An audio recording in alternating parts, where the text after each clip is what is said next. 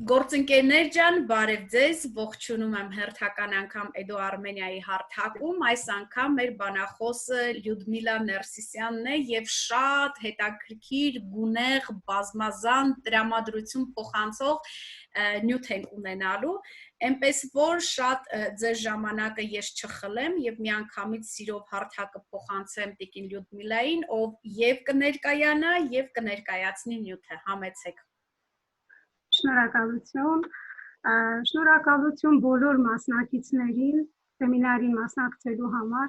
Առանձնահատուկ շնորհակալություն եմ ուզում հայտնել Լիլիթ Մկրտչյանին եւ Սեդա Քոչարյանին մեր գործունեությանը թարմ եւ պայծառ երանգներ հաղորդելու համար։ Անչափ շնորհակալ ենք Լիլիթ ջան։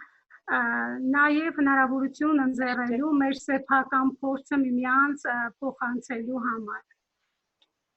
Ներկայանամ Լյուդմիլա Ներսիսյանն եմ, հայոց լեզվի գրականության ուսուցչուհի, աշխատում եմ արդեն 24 տարի, աշխատում եմ Շիրակի մարզի Նոր կյանքի միջնակարգ դպրոցում, միաժամանակ դասավանդում եմ կերպարվեստի առարկան։ Այսքանը։ Մակիսվեմ էկրանով։ Չի բացանում։ Լիլիթ ջան, ես հիմա Խնդրեմ, կիսեք։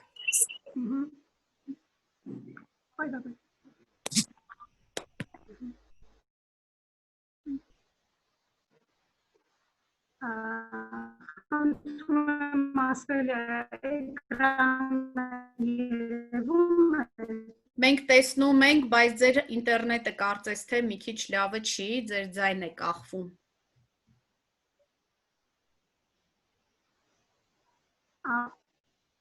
Լավ, շարունակենք, հուսանք կկարգավորվի։ Հա, լավ չի դա։ Այո, ես կփորձեմ ավելի բարձր խոսել։ Շատ լավ։ Եվ մի փոքր բարձր, եթե հնարավոր է։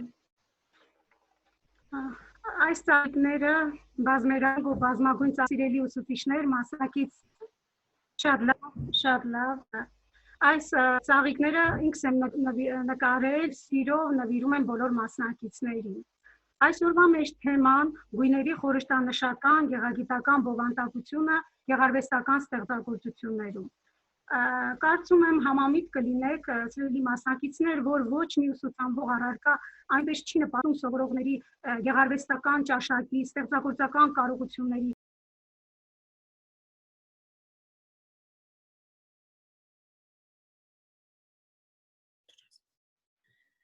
Կարծես թե Տիկին Լյուդմիլան ընդհատվեց ինտերնետը։ Դրաների միջոցով անկալվող ինֆորմացիայի մոտավորապես 70% ստանում է տեսողական զգայարանների միջոցով։ Գույնն էլ հենց տեսողական զգայարանների վրա ազդող մեծ ազդեցություն ունեցող բաղադրիչ է, ինչպես նաև ազդում է, ինչպես գիտենք, մարդու հոգեկան աշխարհի վրա առաջացնելով բազմաբովանդակ հույզեր, զգացողություններ։ Մեր նպատակները ներկայացնեմ այսօրվա վեբինարի գույների խորհրդանշական գեղագիտական բովանդակությունը ծառայեցնել որպես բանալի, բառերի խորհրդավոր աշխարհը բացող եւ հետաքրքիր բացահայտումների մղող, նաեւ գույների շնորհիվ ճանաչել գրողներին որպես խոսքի նկարիչների։ Ակնկալվող արդյունքին հասնելու համար փորձենք իրականացնել նպատակներից բխող մի քանի խնդիրներ։ Խնդիրներից առաջինը, սիրելի ուսուցիչներ, զարգացնել դպրոցական տարբեր առարկաների միջև կապ տեսնելու եւ այդ կապը գործնականում կիրառելու կարողությունները եւ հմտությունները։ Ուսուցման գործընթացում անչափ կարևոր տեղ պետք է հատկացնել միջառարկայական կապերի, քան բազմակողմանի է, այնքան այն դառնում է ընկալելի եւ ճանաչողական ընթացքն էլ հետաքրքիր եւ դյուրամարս։ Գույնի գեղագիտական բովանդակությունը բացահայտելու համար պետք է ապահովել, պարտադիր պետք է ապահովել փոխկապակցված ուսուցում, կերպարվեստ եւ գրականություն առարկաների միջև։ աշակերտներին սովորեցնելով բացահայտել այս երկու առարկաների միջև եղած կապը։ Այն կարելի է ներկայացնել եւ էմաձև աղյուսակի միջոցով եւ Վեննի դիագրամի միջոցով։ Փորձենք ներկայացնել երկու արվեստների ընդհանրությունները։ Ինչպես գիտենք, եւ գրականությունը եւ կերպարվեստը երկուսն էլ արվեստի տեսակներ են։ Հիմնական գրավականը երկուսի ամբողջ կյանքի ընդգրկումն է, զգացողությունների վերհանումը, գեղագիտական դաստիարակությունը։ Իսկ թե որն է արվեստի դերը, ով է արվեստագետը, ուզում եմ ներկայացնել ինտեգրված ձևով, մեջ բերելով Կոստան Զարյանի «Արվեստը կյանքի առջևից է քայլում եւ լուսավորում ապագան» միտքը համադրելով Եղիշե Թադևոսյանի «Հանճարը եւ ամբոխը» կտավի հետ։ Ինչպես տեսնում եք, կտավի առաջին պլանում մեկն է հանճարը, ով դուրս է իր ժամանակից, իր ժամանակակիցներից, իր իսկ զգայունության, տաղանդի, գաղափարների եւ երևույթները նորովի ընկալելու ունակությամբ դառնում է ժամանակակիցների համար անըմբռնելի։ Ակամայից հիշում ենք Պարույր Սևակի «Վարք մեծած բանաստեղծությունը», այո, քանի որ ժամանակից առաջ են ըգնում, դրա համար էլ չեն ներում նրանց։ Իսկ ով է ամբոխը։ Մարդկանց խումբ, ովքեր ի վիճակի չեն ընկալելու, այ նկարի երկրորդ պլանում ամբոխն է, մարդկանց խումբ, ովքեր ի վիճակի չեն ընկալելու նորն ու անսովորը, բայց ով է առաջնորդում ամբոխին, եթե ոչ հանճարը, արվեստի լույսը հոգում կրող հանճարը։ Իսկ որն է մեր ուսուցիչներիս խնդիրը, օգնել աշակերտներին ընկալելու արվեստը, կրելու իրենց հոգում, որպեսզի չդառնան այս գոշ ամբոխի մի մասնիկը, ունենան իրենց անհատականությունը, ունենան իրենց եսը։ Աշակերտները հստակ պատկերացում պետք է ունենան նաև այս երկու արվեստների առանձնահատկությունների մասին։ Փորձենք ներկայացնել Լեոնարդո դա Վինչիի այս գեղեցիկ բնութագրմամբ։ Նկարչությունը լուրջ պոեզիա է, պոեզիան կույր նկարչություն։ Մեր խնդիրը որն է։ Մեր խնդիրն էլ հենց դառնում է կարողանալ ուսուցման գործընթացում բացել սովորողի ներքին տեսողությունը, հոգու աչքերը, բար պատկերի տակ թաքնված հերոսի հոգու պատմությունը, ապրումները ընկալելու համար։ Տեսեք, եթե կերպարվեստը իրականությունը վերարտադրում, ապա գրականությունը ի տարբերություն կերպարվեստի ներկայացնում է ճակատագրերը, բնավորությունները, իրենց բացահայտում է զարգացման ընթացքում։ Կերպարվեստը ակնթարթ վիճ է ներկայացնում, տեղակայված վիճակ։ Դելակրուսն էր ասում, գեղանկարչությունը բացպերան արվեստ չէ։ Եվ կերպարվեստը տեսանելի միջոցով, այսինքն գույնի, գծի, լուսաստվերի միջոցով անտեսանելին արտահայտելու արվեստ է։ Իսկ գրականությունը խոսքի արվեստ, որը ավելի շատ զարգացնում է երևակայությունը, իսկ կերպարվեստը ավելի շատ զարգացնում տեսողական ընկալունակությունը։ Մեր խնդիրն է գույնը, կներեք, մեր խնդիրն է գույնը հենց ծառայեցնել արվեստի միջոց, կերպարվեստի միջոցը, գույնը ծառայեցնել որպես բանալի, գրականության մեջ բար պատկերի տակ թաքնված հերոսների հոգու պատմությունը ընկալելու, հասկանալու համար։ Անպայման աշակերտը հստակորեն պետք է այս երկու արվեստների մասին հնարավորինս մանրամասն տեղեկություններ իմանա եւ կարեւորի գիտակցի արվեստի եւ արվեստագետի դերը։ Մյուս խնդիրը սիրելի մասնակիցներ սովորեցնել համեմատել իրական երևակայական ստեղծագործության հետ, զարգացնելով գեղագիտական եւ գեղարվեստական ընկալունակությունը։ Այսինքն աշակերտին մղենք գնալ դեպի ճանաչողություն, արվեստի ընկալում։ Տեսեք, այստեղ պարզ մեկ նկարի մեջ, համեմատության մեջ ակնառու է, չէ,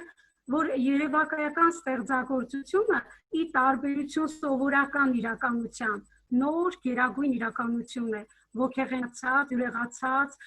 ինչ պետք է իմանա աշակերտը։ Աշակերտը պիտի հստակ տեսնի եւ ընկալի, որ արվեստը ստեղծում է բոլորովին նոր իրականություն, որն ավելի սիրելի եւ ընդունելի է դառնում եւ պետք է օգնի այս իրականությունը, երևակայական իրականությունը ավելի բնականաբար սիրելի եւ ընդունելի է դառնում յուրաքանչյուրից, եւ որն է նրա դերը, այն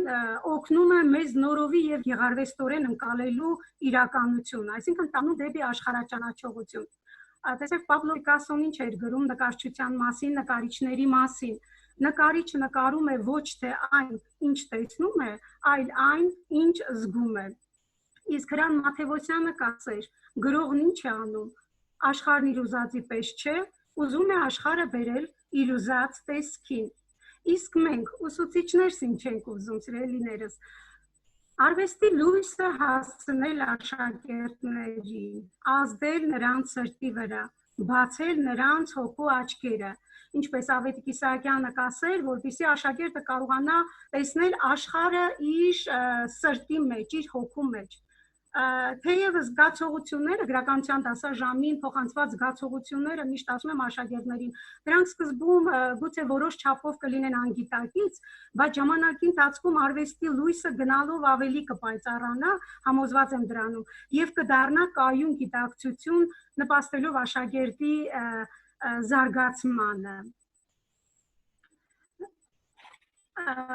Ուզում եմ մի փոքր անդրադառնալ գունային օղակին։ Կարծում եմ բոլորիդ ծանոթ է այս գունային օղակը։ Առաջարկում եմ այս գունային օղակը մեծադիր պաստառով փակցնել դասարանում որևէ տեսանելի հատվածում։ Ինչու՞։ Ինչ հարցում կարող է օգտակար լինել այս գունային օղակը։ Այն ամենալավ միջոցն է առաջին հերթին գունային կողմնորոշման համար։ Հստակորեն տեսեք սահմանազատված են տաք եւ սառը գույները, ցույց է տալիս, թե ինչպես են հիմնական գույները, կարմիրը, կապույտը, դեղինը, խառնվելով ստեղծում այլ ակնառու երանգներ, երկրորդական ու բաղադրյալ գույներ։ Միաժամանակ գունային օղակը օգնում է մեզ առավել լավ հասկանալ, ինչպես են գույները կապակցված միմյանց հետ եւ որ կապակցության դեպքում է ստացվում ներդաշնակ համակցություն։ Իդեպ նախընտրելի է, որ հենց այս փակցված պաստառի գույների վրա անմիջապես խոշոր տառերով գրել գույների խորհրդանիշները, որպեսզի աշակերտները ամեն անգամ օգտվեն եւ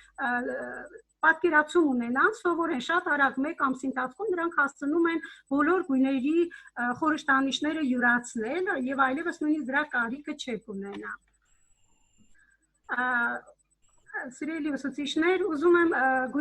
որպեսզի աշակերտները գույների մասին խորացնեն իրենց գիտելիքները եւ գունային աշխատանք կատարելու համար առաջարկում եմ ձեզ մի մեթոդ,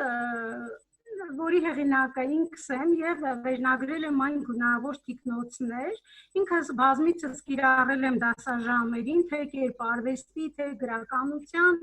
եւ այն բավականին արդյունավետ է։ Առաջին քայլը իմ գույնը գրքույկի կազմում։ Սա ենթադրում է անհատական աշխատանք։ Կարող եք տալ որպես գործնական աշխատանք եւ գրականության դասաժամին եւ կերպարվեստի։ Յուրաքանչյուր աշակերտ դառնում է երկու գույնի կրող, նախընտրելի է տաք եւ սառը գույների կրողը դառնա։ Եվ նա պետք է հավաքագրի նյութեր տվյալ գույների մասին։ Օրինակ, գույնի հոմանշային շարքը ներկայացնի, եթե ես դեղինի օրինակով ներկայացնեմ, օրինակ այսպես, դեղնաթույր, շիկագույն, դեղնորակ եւ այլն։ Գույնի հոմանշային շարքը ներկայացնի, այնուհետև հետաքրքիր փաստեր գույների մասին կարողանա ներկայացնել։ Օրինակ, որ ասենք դեղինը ախորժակի լավագույն ընկերն է, ռեստորաններում հիմնական դեկոր է ծառայում, գույնը ռեստորաններում շատ են օգտագործում։ Ներկայացնեն գույնի խորհրդանշական բովանդակությունը, դեղինը լավատեսություն, էներգիա, ջերմություն է խորհրդանշում, նաև գույների ազդեցության, էներգետիկայի մասին ներկայացնեն, գունային շրջասույթներ, դարձվածքներ ներառեն իրենց գրքույկի մեջ, օրինակ դեղին ագրեսոր, դեղին մետաղ, դեղին տուն, բանաստեղծական հատվածներ դուրս գրեն, տվյալ գույներով հագեցած, կարծում եմ բոլոր դել հիշեցիք Միսակ Մեծարենցի դեղին վարդերը, փթեցեք միշտ դեղին վարդեր, լքված վարդեր, խորհրդանիշն առանձնացած հոգիներում, միաժամանակ նաև խորհրդանշական նշանակությունը բանաստեղծության մեջ վերհանվում։ Նաև կարող են նշել նկարիչների, ովքեր հաճախատեպ են կիրառել այս գույները, եւ համոզված եմ միանգամից հիշում ենք Մարտիրոս Սարյանին, ինչպես նաև Վան Գոգի արևածաղիկներ շարքը, որտեղ տեղին իր բոլոր նշտերանքներով դրսևորվել է։ Երկրորդ քայլը գտիր ինքդ քեզ, սա եւս ենթադրում է անհատական աշխատանք։ Գրական երգի ուսումնասիրության ժամանակ սովորողը առանձնացնում է իր գույները, այսինքն եթե կրողն է դեղինի ու կապույտի, ինքը տվյալ ստեղծագործության մեջ արդեն գիտի, ինքը պետք է գտնի այս դեղին գույն ունեցող կամ գույն նշանակող բառերը եւ մեկնաբանի տվյալ երգի մեջ ունեցած կիրառությամբ, պատասխանելով աշակերտների հարցերին։ Հարցերը աշակերտները այս վերևի նշված քայլերի շուրջ կարող են տալ աշակերտին։ Այս երկրորդ քայլը կարող եք 1-2 ամիս կիրառել եւ մինչեւ աշակերտները հրաշալիորեն պատկերացում կունենան եւ բազմաբովանդակ, այսպես տեղեկություններ հավաքագրեն տվյալ գույների մասին։ Երրորդ քայլը արդեն գտիր ընկերոջը։ Զույգերով աշխատանք է ենթադրում, փոխանակում են արդեն թիկնոցները, ես մոռացա նշել, որ հենց այդ թիկնոցները կարելի է շատ մատչելի ձևով ձեռք բերել, այն ծաղիկների փաթեթավորման համար ֆետրե կտորներ կան, ես դրանցից եմ պատրաստում հիմնականում, շատ մատչելի է եւ հեշտ է նրանցից պատրաստելը, եւ շատ գունային հաճելի տրամադրություն է ստեղծում դասարանում, երբ օգտագործում են աշակերտներն այդ թիկնոցները։ Փոխանակում են թիկնոցները եւ երգի մեջ գտնում ընկերոջ կերպավորած գույները, այնուհետև քննարկման արդյունքում մեկնաբանում տվյալ գույները, նշելով ինչ սովորեցին միմյանցից։ Արդյունքում մի 2-3 ամսվա ընթացքում պատկերացրեք աշակերտները եւ հավելեմ, այս աշխատանքը կարելի է կատարել հենց 5-րդ դասարանում։ Երբ նոր սկսում ենք մայրենի աշխատանքը, ես պարապում եմ նաև կերպարվեստ առարկան, այս քայլերից մի մասը նաև կատարում եմ կերպարվեստի դասաժամին, բայց կարող ենք հեշտորեն նաև մայրենի դասաժամին կատարել։ Ինչքանով ձեզ դուր եկավ չեմ կարող ասել, կարող եք փոփոխություններով կիրառել եւ արդյունքը չի ուշանա, սիրելի ուսուցիչներ։ Այժմ ուզում այստեղ մենք ունենք, տեսեք, դասարանական մի նկար եմ տեղադրել, տեսնում եք եւս պատին փակցրել եմ ես այս գունային օղակը, բայց գունային օղակի վրա ինչպես տեսնում եք, սիրելի ուսուցիչներ, ես չեմ նշել խորհրդանիշները, քանի որ մենք դասարանում ունենք գույների արկղ, որտեղ քարտերի այս քարտերի հետնամասում եւս խորհրդանիշները գրած կան, եւ յուրաքանչյուր դասաժամի մենք կարող ենք այս քարտերը միանգամից վերցնել եւ կազմել տվյալ ստեղծագործության վերացական նկարը։ Այս վերացական պատկերը ստացել են Հայկ եւ Բել առասպելի նյութի ուսումնասիրության ժամանակ եւ ինչպես տեսնում եք, աշակերտուհին եւս գույներով տեաձևաղյուսակի միջոցով Հայկ եւ Բելի հագադիր պատկերներն է կերտել։ Այսպես զարգացնում ենք աշակերտների ստեղծարարությունը, օգտագործելով նրանց զգացմունքները որպես մոտիվացիոն գործոն։ Գույնի կիրառության մասին մի փոքր խոսեմ, սիրելի ուսուցիչներ, գույնը գիտենք, որ անչափ կարևոր բաղադրիչ է գեղարվեստական ստեղծագործությունների մեջ։ Պետք է կարևորել, առանձնակի արժեք տալ ստեղծագործությունների գունային համակարգին։ Ստեղծագործություններում գրողները կիրառում են եւ գույն նշանակող բառեր, օրինակ կարմիր, կապույտ, նարնջագույն եւ գույն ունեցող բառեր։ Արև, երկինք են արև ենք ասում, բնականաբար դեղին ենք պատկերացնում։ Եվ գույն նշանակող եւ գույն ունեցող բառերը գեղարվեստական սկան իմաստով, օրինակ կարմիր վարդ, կապույտ, երկինք, ուղղակի առօրյական իմաստով կիրառվել, դառնալով զուտ նկարագրական պատումի տար։ Եվ շատ հաճախ կարող են հանդես գալ որպես գեղարվեստական խորհրդանիշներ, խոր ենթատեքստ ունեցող քնարական սիմվոլիկ միավոր դառնալով։ Եվ ընդգծում են հերոսների ամենատարբեր հոգեվիճակները։ Այսինքն գույնը ոչ միայն իրերի արտաքին գույնն է, այլև հերոսների ներաշխարհը բացահայտող ոսկյա բանալին է կամ հայելին է, ինչպես ուզում եք կարող եք բնութագրել։ ինչպես սկսել գրականության կամ ինչպես կազմակերպել գրականության դասաժամը, որ այն հնարավորինս այն դառնա հետաքրքիր եւ գրավիչ։ Տեսեք, այսօր մենք փորձելու ենք Ավետիք Իսահակյանի Սաադիի վերջին գարուն Արցախ բանաստեղծության գունային համակարգը վերհանել։ Դրա համար օրինակ ես դասարանում առաջարկում եմ աշակերտներին առաջարկել եմ այս կտավը Մարտիրոս Սարյանի այս կտավը ինչու հնարավորինս դասը պետք է հագեցնել արվեստի տարրերով քանի որ որքան հագեցած է այնքան աշակերտը հաճույքով եւ հեշտությամբ է խորանում նյութի մեջ նկատել եք չէ որ սովորողը ավելի լավ է յուրացնում այն ամենը ինչ ուղեկցվում է վիզուալ պատկերներով այսինքն արդյունավետ ուսուցման գործընթացում պարտադիր է տեքստի խոսքի ուսուցումը պատկերների հետ Եվ հնարավորինս պետք է դպրոցը դարձնել մշակութամետ, աշակերտին մոտեցնենք արվեստին։ Ահա որպես դասիսկիզբ առաջարկում եմ այս կտավը Մարտիրոս Սարյանի վերջին գեղանկարչական գործն է, այն ընդհանրացված է, ինչպես տեսնում եք, որոշ չափով վերացական բնապատկեր է։ Իդեպ ես միշտ նախընտրում եմ, եթե փորձում եմ ինչ-որ կտավ ներկայացնել աշակերտներին, կտավը հնարավորինս լինի վառ, պայծառ գույներով հագեցած եւ վերացական պատկեր, որը ավելի շատ կմղի երևակայության զարգացմանը, ավելի հետաքրքիր մոտեցումներ են աշակերտները ցուցաբերում։ Իհարկե նախընտրելի է նաեւ հետաքրքիր սկզբի համար աֆորիզմներով համեմել նյութը Օրինակ, գույնը պետք է երգի, այն պետք է արտահայտի ցանկացած էակի հոգում ապրող կենաց շունչը, գրում է Մարտիրոս Սարյանը։ Ուրեմն ո՞րն է մեր նպատակը,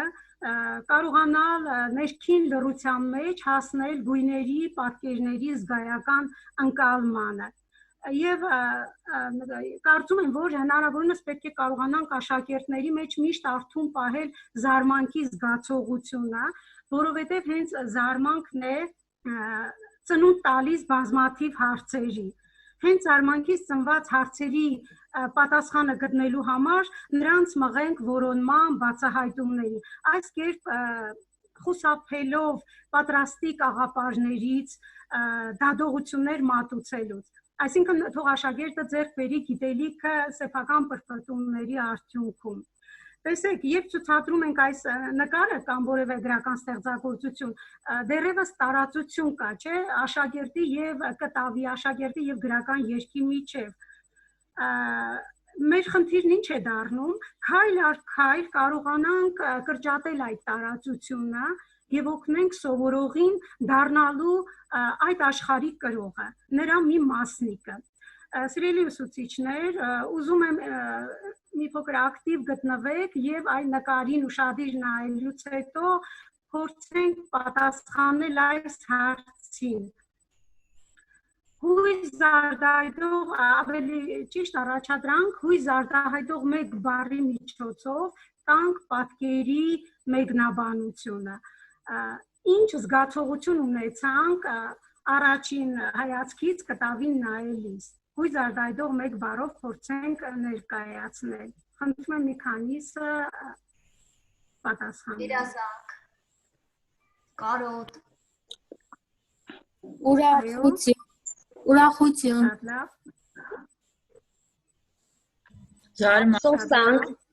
զարմանք, դաշնակություն, մարդու խաղաղություն,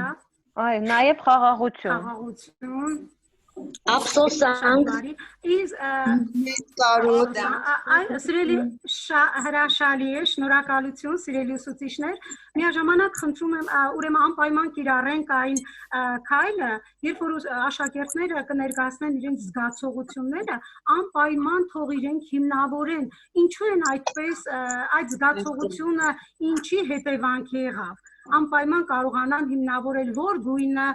երազանքի զգացողություն ծնեց, որը ափսոսանքի, անպայման կարողանան աշակերտները նաև հիմնավորել իրենց ասածները։ Շատ լավ, խնդրում եմ ուշադիր կարգացեք նաև երկրորդ եւ երրորդ պահանջները, որոնք են նկարի առանցքային գույները եւ երրորդ Երևակայության միջոցով վերականգնենք այն, ինչ նկարիչը սոսկ ակնարկել է։ Տեսեք, երկրորդ եւ երրորդ առաջադրանքների կատարումը շատ ավելի հետաքրքիր եւ արդյունավետ կլինի, եթե փորձենք աշակերտներին առաջարկենք երևակայական մի քայլ, ինչ անել, ուսուցչի հետ ձեռք ձեռքի տված մտնել նկարի մեջ եւ ճանապարհին փորձեն բացահայտել նոր աշխարհներ, նոր կերպարներ։ Այսքերպ սովորողը կհասնի աշխարհաճանաչողության եւ կբացահայտի իրական արժեքները։ Ուրեմն փորձենք, սիրելի ուսուցիչներ, միասին տեսնել, լսել, զգալ գույների երգը եւ հարստացած, գունավարված վերադառնանք արվեստի լույսը մեր հոգում։ Նույն կերպ հանձնարարելով նաև մեր աշակերտներին։ Խնդրում եմ նորից նայեք երկրորդ եւ երրորդ հարցերին, նորից նկարը ցուցադրեմ։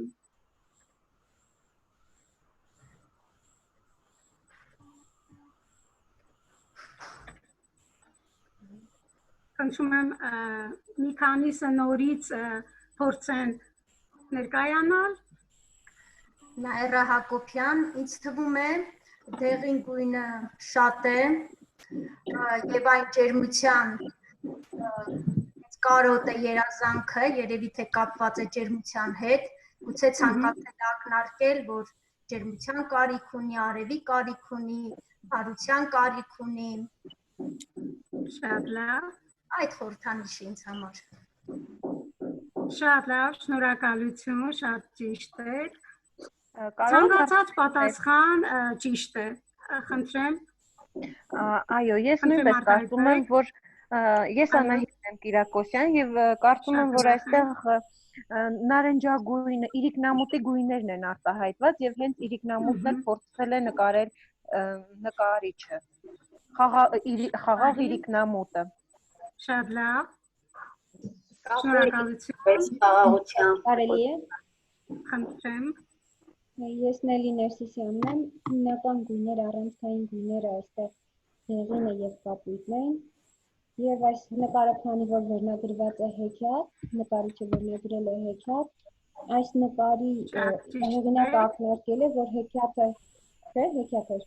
հեքիաթը եւ կյանքը շատ նման են իրար, որովհետեւ ինչպես այո, հեքիաթը ճիշտ է, բարի եւ չար ուժեր, այստեղ չար ուժը մարմնավորում է ձախ կողմում գտնվող կենդանի կերպարով, ավելի սառը գույներով, իսկ բարի ուժերի կրողը աջ կողմում են, հրեշտակի կերպարով, նարնջագույն կերպարով ներկայացրած շատ լավ էակը եւ այս շրջանը, որը գծել է հեղինակը, դրանով ակնարկում է, որ ամեն ինչ կյանքում եւ հեքիաթում հավերժական է, շրջապտույտի մեջ է, ոչինչ անհետ չի կորում եւ այդ անհետ չի այդ փաստն է երևի հեղինակն ակնարկել այս մարդու կիսադեմը, որը պարտած է, որը ձուլվում է հողին, մարդը ծնվում է հողից եւ վերադառնում է հողին, հենց այդ շրջապտույտն է, որ ոչինչ փիլիսի մեջ չի կորչում, կյանքում շատ ընդհանրություններ ունեն։ Շատ հետաքրքիր։ Երեխաներին էլ պիտի հավատացնել, ճիշտ է, տարբեր են, բայց միևնույնն է պիտի հավատալ հեքիաթին, որ կյանքը ավելի շատ հեքիաթ է, ավելի վառ գույները տեսնում։ Շատ լավ, շատ շնորհակալություն։ Կարելի է ասել։ Իհարկե, խնդրեմ։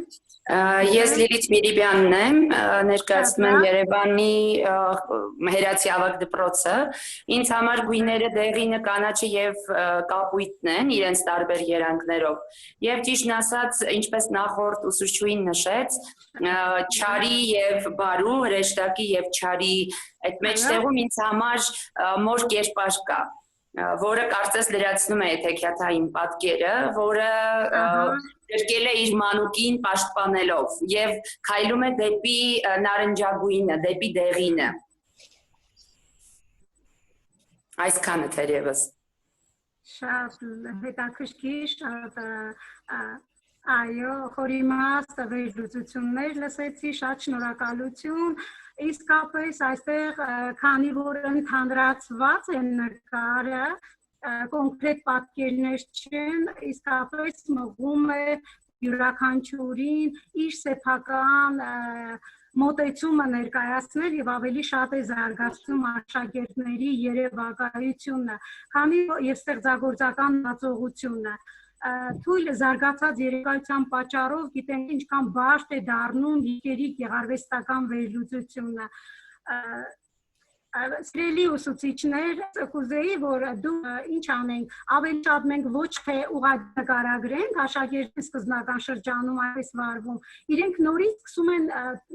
նկարագրել, թե ինչ տեսան։ Ես ուզում եմ, որ աշակերտը մտնի նկարի մեջ եւ ինքը մասնակից լինի այստեղ կատարվող գործողություններին։ Նրանց պետք է մղենք գործողություն, արդյոք նրան հետաքրքիր չէ այն դեղին, ասենք ինչ ծաղիկներ են այնտեղ հերվում, կամ կապույտը գուցե լիճ է, գուցե գետ է, ցանկություն չառաջացավ լողալու։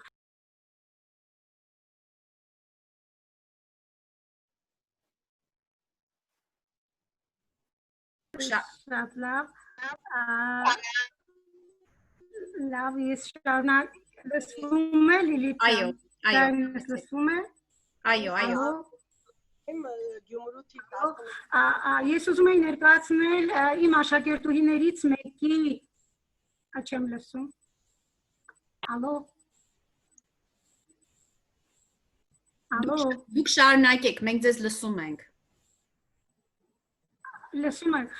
աշակերտուհիներից մեկի պատմվածքից եմ, որ պատմվածք էր գրել շրջագայությունից հետո, այսպեսի մի հետաքրքիր դրվագ, որ իրեն անչափ հետաքրքրել էր, թե հեռվում գտնվող այն լեռան հետևում ինչ կա, ու երբ ասում է ես մեծ դժվարությամբ հաղթահարեցի բարձունքը, ի զարմանս ինձ երկնքում տեսա միաժամանակ եւ լուսին, ինչպես տեսնում եք նկարի ձախ անկյունում սև ֆոնի վրա լուսինն է,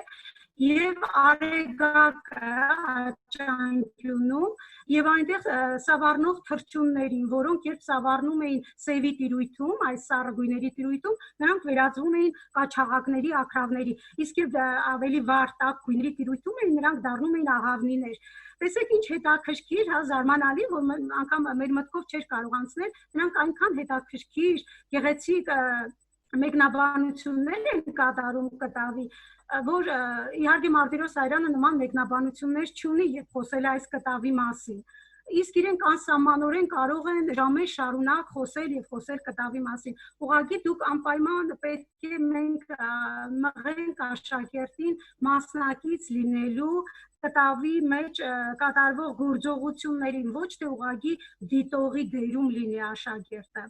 Ընդհանրապես կարծում եմ դասավանդումը պետք է ընկալել աշակերտների հետ համատեղ մտածելու, ստեղծագործելու, բացահայտումներ անելու հետաքրքիր եւ հաճելի գործընթաց պետք է դիտել։ Եվ մենք էլ նրանց հետ միշտ ձեռք-ձեռքի տված փորձենք այդ քայլերը մեզ համար էլ ամեն դասաժամի նոր բացահայտումներ անենք, անգամ միևնույն նյութը անցնելիս։ Եվ տեսեք, հաջորդ քայլը, երբ աշակերտներն արդեն կարծես կրողն են դարձել, մասնակիցն են դարձել կտավի, նրանք արդեն կարող են առանցքային գույների որոշումից հետո փորձեն գուշակել դասի բովանդակությունը կամ գրեն պատմություններ, գուցե եւ բանաստեղծություններ, կարող են նաեւ նկարել ինչ իրենց զգացողությունների մասին։ Շատ հաճախ եթե երեխաները դժվարանում են նկարել ֆիգուրներ ու կոնկրետ պատկերներ, առաջարկենք նրանց ուղղակի վերացական պատկերներ, շատ են սիրում վերացական պատկերներ, դրանով արտահայտելով ավելի ազատորեն, արտահայտելով իրենց հույզերն ու զգացողությունները։ Իհարկե սա Մարտիրոս Սարյանի այո հեքիաթ կտավն է, որը Մարտիրոս Սարյանը նկարել է իր կյանքի վերջին տարիներին եւ այս գործը կյանքով իմաստնացած հասկանալի է նկարչի ստեղծագործության հանրագումարն է եւ ինքը անչափ շատ ընդհանրություններ ունի այն Ավետիք Իսահակյանի Սաադիի վերջին գարունը Արցախ բանաստեղծության հետ եւ անչափ շատ է օգնում գործը վերլուծելիս։ Մեր արժեվ դրված հաջորդ խնդիրը, որը պետք է փորձենք իրականացնել, սովորել բառի գունային զգացողությունը, բացելով պատկերի ներքին ոլորտները։ Տեսեք, գունային պատկերավոր մտածողության իսկապես շքեղ օրինակ է Ավետիք Իսահակյանի Սաադիի վերջին գարունը Արցախ բանաստեղծությունը։ Այս փոքրիկ հատվածի գունային համակարգի վերհանումով փորձենք գույնը ծառայեցնել որպես գեղարվեստական պատկերները բացող եւ առավել տեսանելի դարձնող տարր։ Խնդրում եմ ձեզանից որևէ մեկը թող ընթերցի հատվածը, թեև ես արդեն առանձնացրել եմ գույն ունեցող բառը, բայց խնդրում եմ ձեզանից որևէ մեկը թող ընթերցի հատվածը, ու միասին տեսնենք արդյոք կան այլ ուրիշ գույն ունեցող բառեր նշանակող։ Խնդրեմ, ով է ուզում ընթերցել։ Ես կընթերցեմ Լյուդմիլա ջան, բարև ձեզ։ Ես Ասլանյանն եմ Վաղարշապատի դպրոցից։ Սաադիի վերջին գարունը։ Պարտեզի դռնակը բացվեց։ Սպիտակ շղարշները հովին ծպծփում, ներս մտավ Նազիաթ, Սաադիի սիրած Շիրազուհին, որ միշտ այցի էր գալիս ծերունի բանաստեղծին։ Նազիաթի գինևեծ շրթները և հոլանի թևերի լույսն ու կրակը շատ անգամ արևազարդել էին դարևոր Սաադիի անքուն գիշերները։ Սաադին սիրում էր նրան իր անթառամ սրտի երիտասարդ արյունով և ոսկի բառերով քանդակել էր նրա պատկերը անմահ Գյուլստանի մեջ։ Շնորհակալություն սիրելի Աստղի գեղեցիկ ընթերցման համար։ Կարծում եմ համոզվեցինք, որ այս հատվածի մեջ գույն ունեցող միակ բառը սպիտակն էր, որը ես նախապես արդեն նշել եմ ժամանակը խնայելու նկատառումով։ Սիրելի ուսուցիչներ, այս քայլը կարելի է կատարել հենց ստեղծագործությունը անցնելիս իմաստի ընկալման փուլում եւ խմբային եւ զույգերով աշխատանքի միջոցով։ Արդյունքում նյութը դառնում է տպավորիչ, հիմնական միտքն էլ ըմբռնելի։ Այսինքն այս մեթոդը օգնում է աշակերտներին նյութը սովորել ստեղծագործաբար։ Հատվածում իհարկե գույն նշանակող բառը, այս հատվածում գույն նշանակող միակ բառը սպիտակն է, բայց երգի մեջ սա սպիտակի կիրառության միակ դեպքը չէ։ Հանդես են գալիս սպիտակը նաև իր հոմանշային կիրառությունն ունի, խնդրեմ ես դուրս եմ գրել մի քանի նախադասություններ, որտեղ տեսնում եք նորից կան ճերմակ շղարշներ, նստեց ծաղկած հասմիկի տակ Սպահանի գորգի վրա Սաադին, կամ ականջ բլբուլների երկին և սպիտակ գլուխը կարմրապտիտ վարդերի մեջ սուզած, ծծեց Սաադին հեշտության բույրերը, կամ տեսավ հնդուխաղաղության գետերը սրբազան լոտոսներով օծում, և Մարգարիտը վերքից է, որ կծնվի։ Ակնհայտ է, որ այստեղ սպիտակը զուտ նկարագրական պատումի տար չէ, այլ ունի խորհրդանշական նշանակություն։ Բնականաբար աշակերտները երբ կգտնեն սպիտակ գույն նշանակող բառերը, հնչեցնում ենք հարցը, իսկ ո՞րն է սպիտակի խորհրդանշական նշանակությունը։ Խնդրում եմ սիրելի ուսուցիչներ, դուք փորձեք ներկայացնել ըստ ձեզ որոնք են սպիտակի խորհրդանշական նշանակությունը, ո՞րն է սպիտակի խորհուրդը ընդհանրապես։ Մաքրության, անարատության, այո, շատ լավ, անարատության, սպիտակը, մաքուրը, շատ բարի, պարզություն, լույս, անկեղծություն, շատ բարի, ուրիշ, անապատությունը, աստվածայինությունը, ազնվությունը, բարություն, առաքինություն, շատ լավ, շատ շնորհակալություն, նաև հավասարություն, քանի որ նրանում ամփոփված են բոլոր գույները։ Կարևորը, որ ցանկացած պատասխան պիտի հիմնավորվի, երբ աշակերտը փորձում է ներկայացնել տվյալ գույնի խորհուրդը, ինքը պետք է անպայման հիմնավորի եւ պատասխանի այն հարցին, թե ինչու է ինքը այդպես կարծում։ Այսինքն աշակերտը գույնի խորհուրդը պիտի փոխեցնի տեքստի մեջ ունեցած կիրառությունից։ Սիրելի ուսուցիչներ, սովորողը պետք է նաև հստակ իմանա, որ գույները տարբեր մշակույթներում ունենում են տարբեր նույնիսկ հակատիժ նշանակություն։ Օրինակ, Հնդկաստանում սպիտակը սիրո գույնն է։ Այս մասին իհարկե բոլորը հիմա հստակորեն գիտեն սերիալներից եւ աշակերտներն իրենց զարմանքն էին արտահայտում, երբ Սկո տեսարանում սկզբում տեսնում էին սպիտակ հանդերձներով։ Նրանք պարզեցին, որ այո, սպիտակը Հնդկաստանում համարվում է սկո գույն։ Իսկ օրինակ մոնղոլական բուդդայականության մեջ նաև երկարակեցության գույնն է, պտղաբերության գույնը, առհասարակ արևելյան մշակույթում թաղումների, արևմտյան մշակույթում հարսնացուների հրեշտակների։ Իսկ եթե կփորձենք կուզենանք, որ սպիտակի խորհրդանշական բովանդակությունը կամ տվյալ գույնի խորհրդանշական բովանդակությունը ավելի խորացնել, կարելի է մեկ այլ կտավի միջոցով ընդգծել տվյալ գույնի խորհուրդը։ Օրինակ ձեզ առաջարկում եմ Հովհաննես Այվազովսկու հանգիստ հրինի ափին կտավը եւ խնդրում եմ ասել նորից մի քանիսը խնդրում եմ ասեն ինչ զգացողություն եք ունենում այս կտավին նայելիս։ Հանգստություն, խաղաղություն, Խաղաղություն, Շատ բարի, հանգստություն, այո, անորոշություն էլ, այո։ լավ։ Ուշադրենք լինում, որ այստեղ ոչ միայն սպիտակն է, այլև դեղինը կա իր նրբերանգներով, որը ևս մեծ խորհուրդ է կրում, դեղինի եւ սպիտակի վրձնահարվածներն են։ Շատ շնորհակալություն, սիրելի ուսուցիչներ, աշակերտներն իհարկե շատ ավելի լավ կարող են այս կտավը ևս ծառայեցնել հիմնական գործի, այսինքն Սաադիի վերջին գարունը երկի վերլուծությանը եւ պատասխանել այն հարցին, թե ինչ ընդհանրություններ եք տեսնում այս կտավի եւ երկի միջեւ, երբ նրանք ուսումնասիրեն երկի կտավի ստեղծագործական պատմությունը։ Այս կտավը Հովհաննես Այվազովսկին նկարել է 82 տարեկան հասակում, երբ վերջապես գտել էր իր երջանկությունը, իր ընտանեկան երջանկությունը։ Գիտենք, որ չնայած տարիքային մեծ տարբերությանը, բայց նրանք շատ երջանիկ են եւ այս կտավը հենց դառնում է սիրո, խաղաղության, ներդաշնակության արտացոլանքը, որը տիրել էր նկարչի հոգում կյանքի վերջին տարիներին։ Այսինքն սա նկարչի հոգու արտացոլանքն է եւ բնականաբար արդեն ընկալելի է, չէ, ինչքան ընդհանրություններ ունի Սաադիի վերջին գարունը կտավի հետ։ Հաջորդ հարցը այն է վերևի հատվածն է վրա նորից աշխատանքը տարվելու, գտնել գույն ունեցող բառերը, որոնք դարձել են գեղարվեստական խորհրդանիշներ։ Այս առաջադրանքները կարելի է աշակերտներին տալ հենց խմբային աշխատանքների միջոցով։ Ես նորից սիրելի ուսուցիչներ ժամանակը խնայելու համար արդեն ներկայացրել եմ գունային համակարգը, կարծում եմ ինձ հետ համամիտ կլինեք, որ գարունը, պարտեզը, բացվելը, դարավորը, երիտասարդը կամ անմահը իսկապես կանաչ գույն ունեցող բառեր են։ Իսկ օրինակ լույսը, ոսկին, արևազարդելը,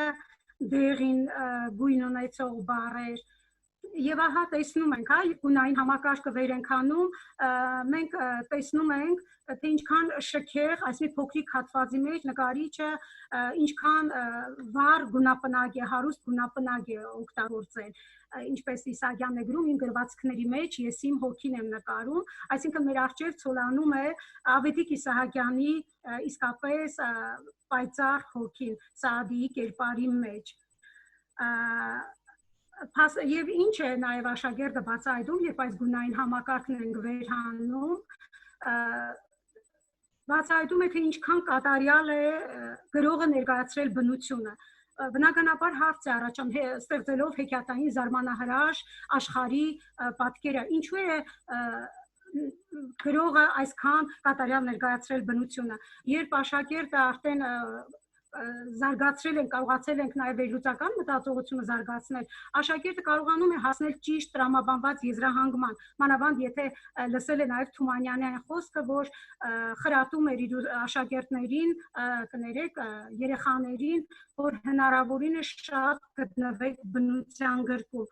Աշակերտը հասնում է այն պատասխանին, որքան կատարյալ է բնությունը, այնքան ինչպիսի ներհուն եւ զգայական է նրա մեջ ապրող մարդը։ Իհարկե Սաադիի վերջին գարունը երկը ամբողջությամբ հիշում ենք եւ տեսնում ենք այդ զարմանահրաշ բնությունը իր բոլոր երևույթներով, ոչինչ չի մոռացել Իսահակյան այդ մի քանի էջի վրա, բայց կենտրոնումով է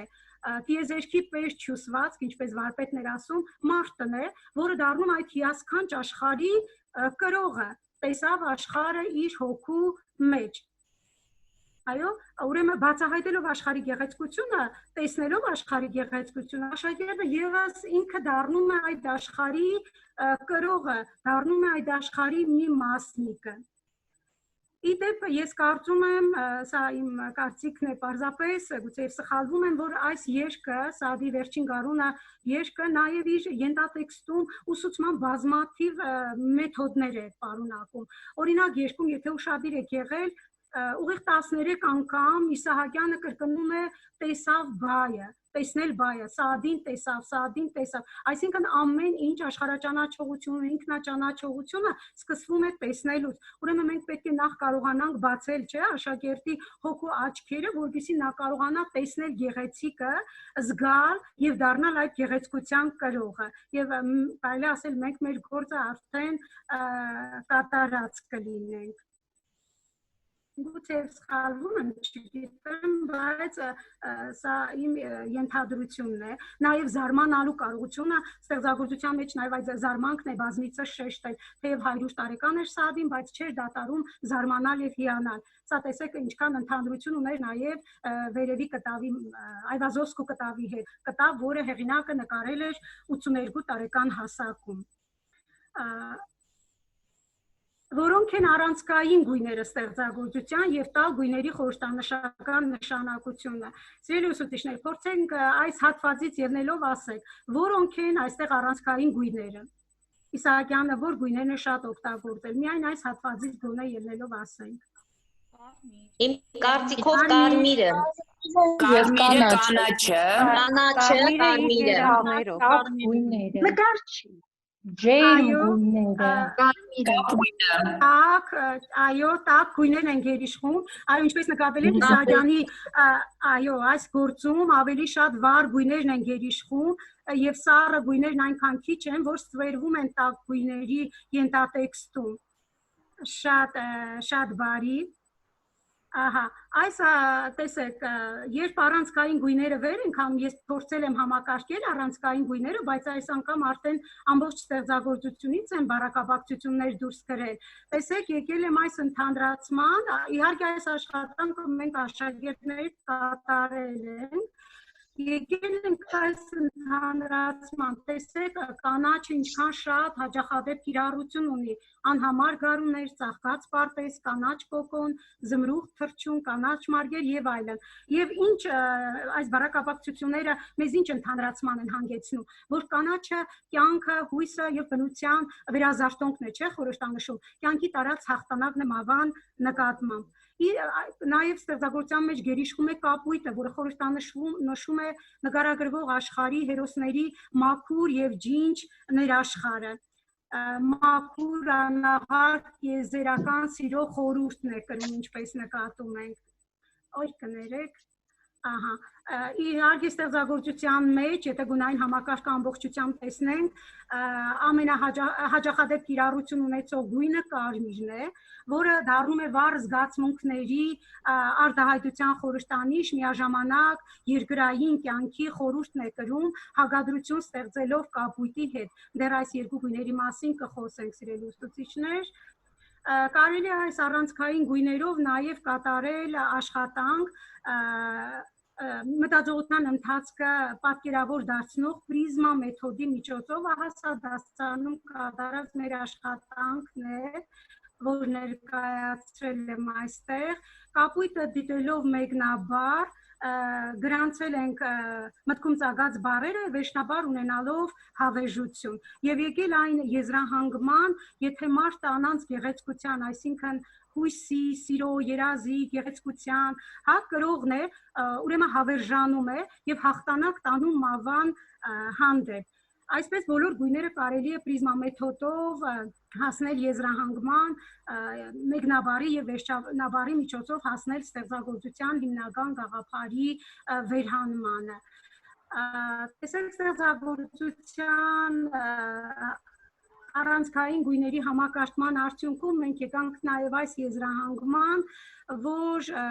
առանցքային գույները դառնում են նաև կյանքի իմաստը բանաձևող վերջին նախադասության մտքի վավերացումը։ Ծնվում ենք ակամա, ծնունդը կանաչ, ապրում ենք զարմացած, կապույտ եւ մեռնում ենք կարոտով։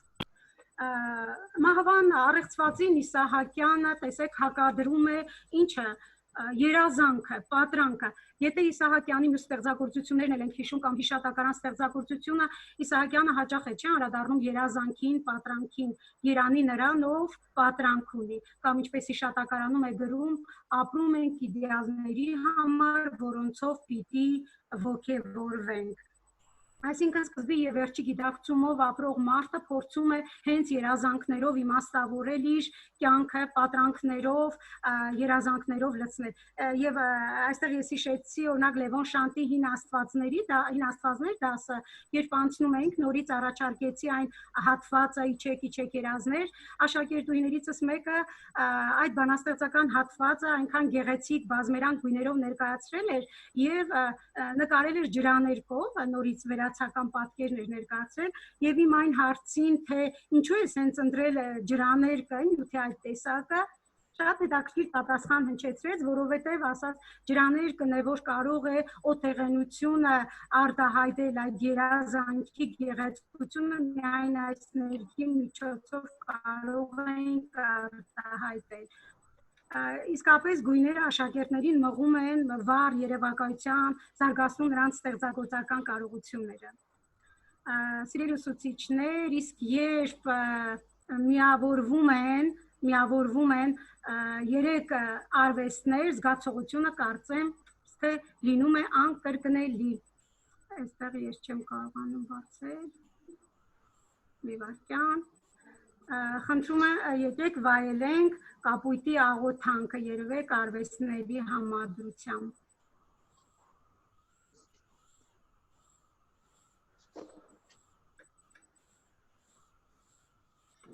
Մենք ձայնը չենք լսում, Տիկին Լյուդմիլա։ Հա։ Այո, ձայնը չկա։ Խնդրեմ կմիացնեք։ Ես հիմա սա ինչու չենք լսում։ Ես նորից դուրս կամ, հա, ձայնը, որ դուրս եկամ ուրացով եմ նորից ձայնը բան անեմ, ես կարող եմ մի րոպեով նորից բան անել, դուրս գալ և մտնել, որպեսզի միացնեմ, մի վարքյան։ Այո, կարող եք։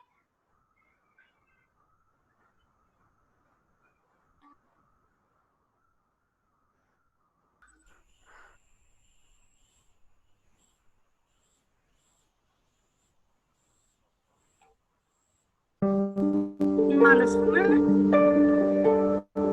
Այո։ Կապույտը հոգու աղոթանքն է քույր, Այո, լսվում է։ Դախից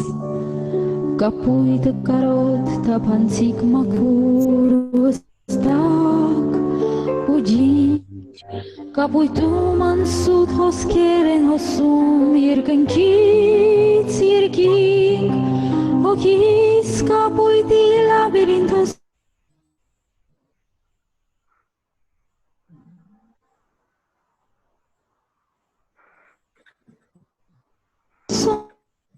Սրբացած կնիկ այն վրչի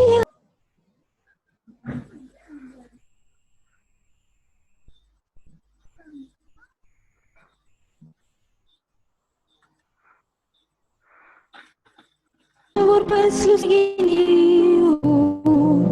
կապիտում կապույտը ձեքին աղոտքի կանչով Կապույտ արցունք ու կապույտ է ցող հոգու երկան Տեխնիկական խնդրի համար Լիլիթ Ալո Տիկին Լյուդմիլա, պարբերաբար ընդհատվում է, բայց միանում է, պարբերաբար լսում ենք, այո։ Լիլիթ Լսում ենք, ընդհատվում է, բայց նաև միանում է հետո։ Հա Լսեք Կներեք այս վատ կապի համար շատ լավ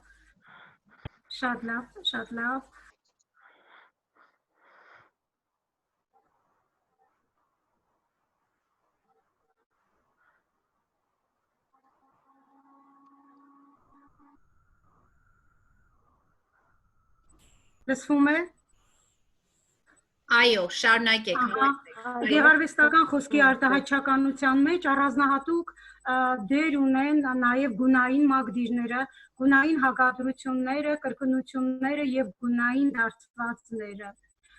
Խոսենք գունային հակադրությունների մասին, գունային հակադրությունների մասին։ Գրողի գեղագիտական համակարգում գույնը հաճախ դառնում է նաև, ինչպես գիտենք, հակադրությունների արտահայտման գեղարվեստական միջոց։ Անգամ միևնույն գույնը կարող է հանդես գալ հակադիր իմաստներով։ Այս առումով կարմիրը համարվում է ամենահակասական գույնը։ Ֆրանսիացի բառագետ Դեֆուրը գրում էր. կարմիրի մեջ միաժամանակ արտացոլված են գեղեցիկն ու սարսափելին։ Գույներից ամենաերկիմաստն է, որ դարեր շարունակ թե գերել եւ թե ահաբեկել է մարդկանց։ Եթե գունային համակարգը վերլուծում ենք ստեղծագործությունների, աշակերտներն ինքնաբերաբար արդեն հանգում են այս եզրահանգման եւ 6-րդ դասարանում ենք երբ այս աշխատանքը կատարում, աշակերտուհիներից մեկը զարմանքով արտահայտեց, որ փաստորեն նույնը կարող է եւ մահ եւ այրուն խորհրդանշել եւ միևնույն ժամանակ գեղեցկություն, թովչան։ Այո, նայած թե տեքստում ինչ կիրառություն ունի։ Սաադի վերջին գարուն իհարկե ստեղծագործության մեջ ավելի շատ կարմիրը խորհրդանշում է գեղեցկություն, կիրք, սեր, թովչանք եւ հրայր, հակադրվելով կապույտին։ Այսինքն գույները կարող են նաև տարբեր գույների հակադրություն ստեղծվել։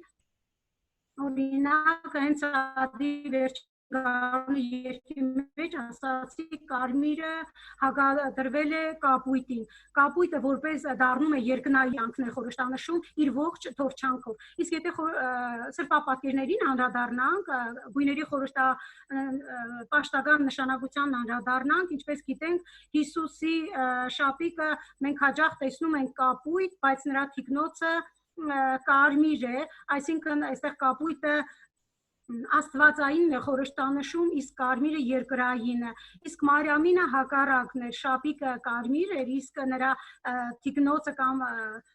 գլխանոցը կապույտ էր, որ մարդ էր Մարիամը, բայց մարտացավ։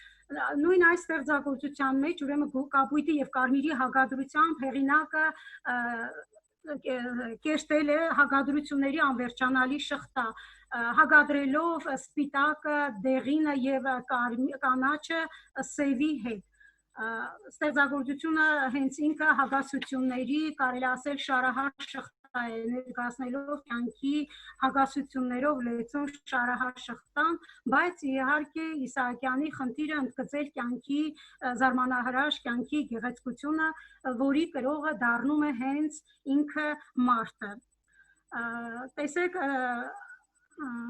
հաջորդը հակադրություններ կան նաև բառակապակցություններում, Սաադիի վերջին գարունը ստեղծագործության մեջ, անչափ շատ են հակադրությունները, բառակապակցությունները, օրինակ երջանկության եւ տխրության բանաստեղծ։ Աշակերտը երբինք արդեն գունավորում է բառերը, երբեմն տետրում արտագրելով նրանք ուղղակի գունավոր մատիտներով ներգում են բառերը կամ հենց գունավոր գրիչներով, մատիտներով են գրում։ Իր համար միանգամից ակնառու է դառնում, որ հակադիր գույներ է, հակադրություն կա այստեղ, քաղցր բռնություն, անպարտելի ստիպմունք, վերջին գարուն կամ տաք արցունք, մեռնել կարոտով, այսինքն կյանքի հակասականությունն է անընդհատ Իսահակյանը շեշտում, իսկ աշակերտն էլ գունային համակարգի միջոցով հասնում է այդ հիմնական գաղափարներին, հասնում կենսական ճշմարտության ընդգծմանը,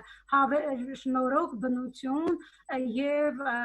անցողիկ կյանք, մարդկային կարճատև կյանք։ Տեսեք, նորից ես դուրս եմ հանել հակադիր գույներով բառակապակցություններն ու բառերը։ Եթե մի կողմում երջանկություն են, երիտասարդ հոգի, բայց եւ ծերացած մարմին, որը երիտասարդ հոգին հիշում ենք, երազի աչքերով եւ ականջով երազի տեսնում էր աշխարհը իր հոգու մեջ, երկյուղած օգտավորներ, բայց եւ ամեհի ելուզակներ։ Այսպես հակասությունների շարքը գնալով հարստանում է եւ աշակերտն իր համար վերջիվերջո հանգում է այս կենսական ճշմարտությանը, ինքնուրույն հասնում է այդ եզրահանգմանը։ Խոսենք գունային մի փոքր մակդիրների մասին, իրենց ոճական արժեքով, գեղարվեստական երգի պատկերային համակարգում առանձնահատուկ տեղ ունեն նաև գունային մակդիրները։ որոնց հմուտ նպատակային օգտագործումը ընտրությունը բանաստեղծին օգնում է հասնելու պատկերվող նյութի գեղարվեստական ճշմարտացի արտացոլմանը մասնավորապես հարաբերական արձագաններով արտահայտված մակդիրներն են, որ ուժեղ երանգավորում ունեն։ Ես այստեղ միայն դուրս եմ գրել Սաադիի վերջին գարունը երկից աղջիկներին բնութագրող մակդիրները՝ վարդաբույր ձայն, լուսաժպտուն աղջիկ, գիշերագեղ մազեր, լուսեղեն մարմին եւ այսպես շարունակ։ Տեսեք, երբ աշակերտը դուրս է հանում բառակապակցությունները, արդեն ակամայից իր առջև, եթե մի փոքր ծանոթ է արվեստի նշանավոր գործերին, իր առջև հառնում են ասենք Վեներայի թագավորությունը կտավ Սանդրո Բոտիչելի եւ այս կտավի համադրությունը եւս կօգնի կանանց կերպարը ավելի գրավչորեն ներկայացնելու եւ մենք իսկապես համոզվում ենք որ Իսահակյանը խոսքի նկարիչ է որ կարողանում է բառերով իր հարուստ բառապաշարով եւ գունային մտածող անզուգական կերպարը եւ իր երկրային թորչանքով եւ երկնային մաքրությամբ ու գեղեցկությամբ Այ օրինակ աշակերտներին կարելի է մղել նաև այսպիսի կոլաժների պատրաստման, օրինակ այս կոլաժը մենք պատրաստել ենք կներեք Գրիգոր Զորապի կանանց հոգեբանությունը նովելներում հերոսների հոգեբանությունը ուսումնասիրելիս եւ մենք արդյունքում ստացանք այս կոլաժը, որտեղ յուրաքանչյուր դետալը իր գույնով եւ ձևով կնոջ էության որևէ կողմն է բացահայտում եւ աշակերտները մեծ սիրով են մասնակցում այս կոլաժների պատրաստմանը։ Իսկ հետո այս կոլաժը ես օգտագործել եմ մյուս դասարաններում փորձելով հենց դասասկզբին արդեն աշակերտները պետք է իրենք փորձեին մեկնաբանել թե յուրաքանչյուր տարը ինչ է խորհրդանշում կնոջ հոգեբանության որ ծալքերը, որ հատկանիշներն է փորձում բացահայտել։ Իհարկե, երբ իրենք այս կտավն էլ Վեներայի թագավորության կտավի ստեղծագործական պատմությունը, ուսումնասիրեն եւս այն մեծ օգնություն կցուցաբերի նրանց գեղարվեստական երկի մեկնաբանության համար։ Միայն այն փաստը նշելով, որ մտեք նկարի մեջ, նորից եկեք մտնենք նկարի մեջ, որտեղ միայն տեսնում է 500 բույսեր են նկարել նկարիչը, եւ սա արդեն զարմանք է հարուցում, եւ ասում ենք եկեք ամեն մեկս մի քանի բույսեր ուսումնասիրենք կամ կանանց հետ ծանոթանանք նրանց էությունը բացահայտելու համար։ Այսինքն միշտ փորձենք մղել նրանց գործողությունների։ Ստեղծագործությունների մեջ գրողները հաճախ նաև կրկնությունները, գունային կրկնություններն են օգտագործել, իսկ Ավետիք Իսահակյանի երգի մեջ, ինչպես այո ճիշտ նկատեցիք, կրկնվել է կարմիրը, որ կարմիրի որպես գույն խորհրդանիշի կրկնության միջոցով գրողը ավելի հուզիչ եւ տեսանելի է դարձրել ստեղծված պատկերները երգին անհնար ուղղակի անտարբեր անցնել այս գործի կողքով, որովհետև այնտեղ ամբողջ կյանքն է ցոլացած իր ողջ մայքով եւ գեղեցկությամբ։ Իսկ մեր խնդիրը հենց աշակերտին օգնել բացահայտելու կյանքի գեղեցկությունները, սիրել կյանքը եւ լինել երջանիկ։ Եվ փորձենք ընդհանրացնել սիրելի ուսուցիչներ, ուրեմն ըստ ձեզ որն է գույնի դերը գեղարվեստական ստեղծագործությունների մեջ, ինչ եզրահանգումների եկանք, խնդրում եմ ակտիվորեն պատասխանեք։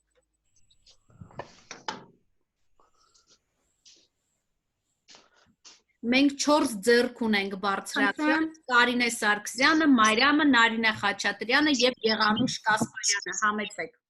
Շատ բարի։ Ես Նարինե Խաչատրյանն եմ, ներկայացնում եմ Ծովազարդ գյուղի միջնակարգ դպրոցը, դասվար եմ։ Ուզում եմ ասել, ձեռքս չգիտեմ էլ որ փուլից եմ բարձրացրել, բայց հիմա էլ մեծ սիրով կասեմ։ Խնդրեմ։ Նարը լսեցի շատ ուշադիր, մի բառ բաց չթողեցի։ Շատ հետաքրքիր էր։ Շատ շնորհակալ եմ։ Ասեմ, միջառարկայական կապի արդյունավետ դասի օրինակներ էին։ Գույների միջոցով այդքան բան ասել չէի կարծում, որ իրոք հնարավոր է։ Հետաքրքիր էր շատ։ Գրականության, կերպարվեստի, երաժշտության միաձուլում։ Կարծում եմ հարգելի Լյուդմիլա, մենք այս առիթով էլի կզրուցենք։ Խնդրեմ մեծ սիրով։ Շնորհակալություն։ Շնորհակալ եմ ոգևորիչ խոսքերի համար, շատ շնորհակալ եմ։ Շնորհակալ եմ։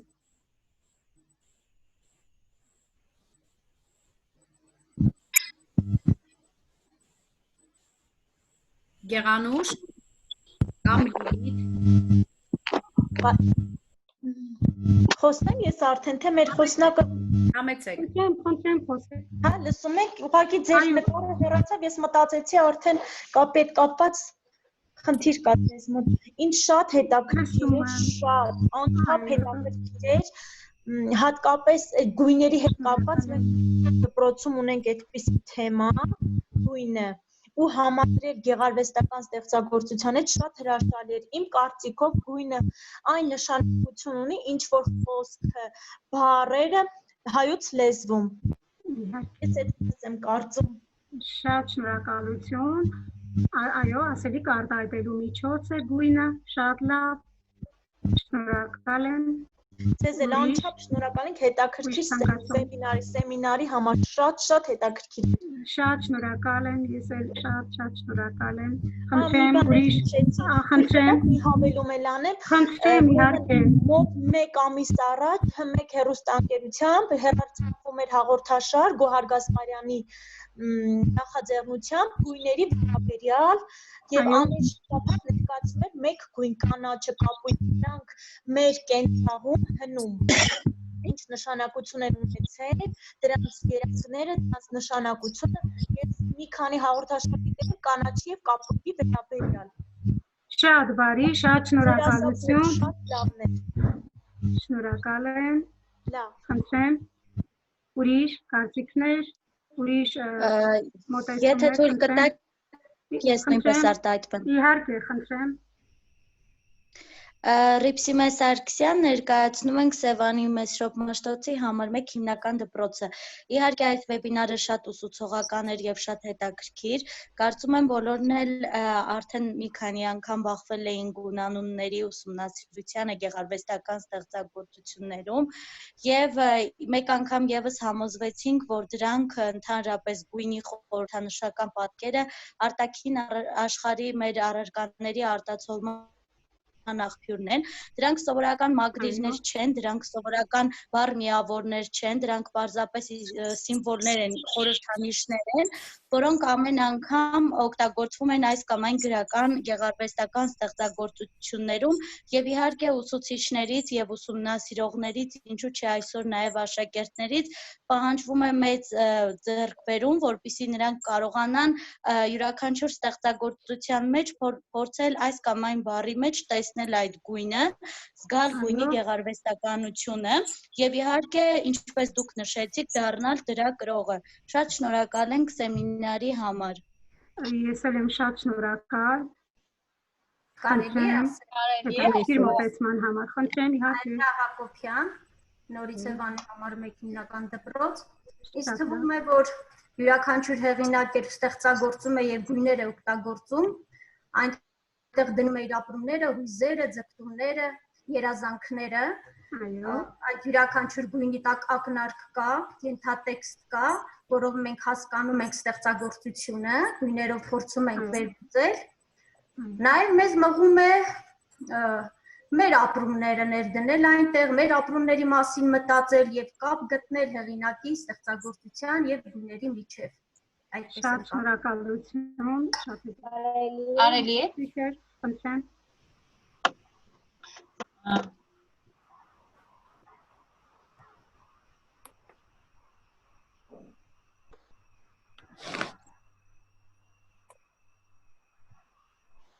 Կարելի է ես խոսեմ։ Համեցեք Լելի ջան, համեցեք։ Խնդրեմ։